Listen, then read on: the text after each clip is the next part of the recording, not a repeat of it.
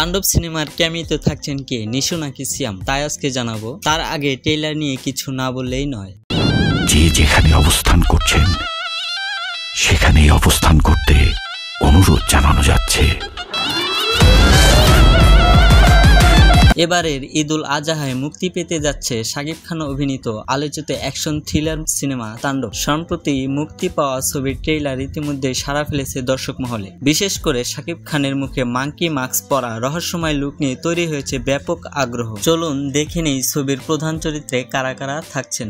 শাকিব খান ছবির কেন্দ্রীয় চরিত্রে, সাবিলা নূর শাকিব খানের বিপরীতে নায়িকা হিসেবে অভিনয় করছেন। এটা তার প্রথমবার বড় পর্দায় শাকিব খানের সঙ্গে কাজ।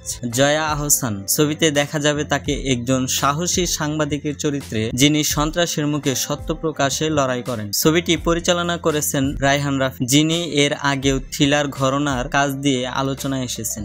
তাণ্ডব সিনেমার গল্প এগিয়েছে একটি টেলিভিশন চ্যানেলে হওয়া এক সন্ত্রাসী হামলার ঘটনা কেন্দ্র করে। এর সঙ্গে যুক্ত হয়েছে দেশপ্রেম, মিডিয়ার সাহসিকতা এবং পুলিশের অপারেশনাল থ্রিল।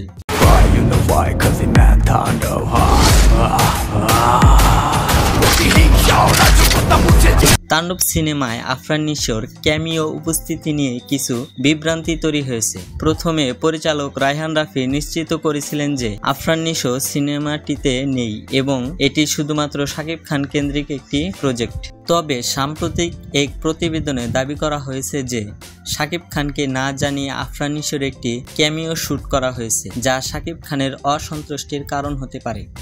এই তথ্যের সত্যতা নিয়ে এখনো আনুষ্ঠানিক কোনো ঘোষণা পাওয়া যায়নি। তবে IMDb তথ্য অনুযায়ী আফরান নিশোর একটি স্পেশাল রোলে দেখা যাবে বলে ধারণা করা যায়।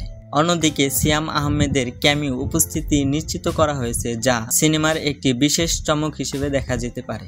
নিশোর ক্যামিও উপস্থিতি নিয়ে এখনো স্পষ্ট কোনো তথ্য পাওয়া যায়নি। সিনেমাটি মুক্তি পাওয়ার পরে বিষয়টি নিশ্চিতভাবে জানা যাবে।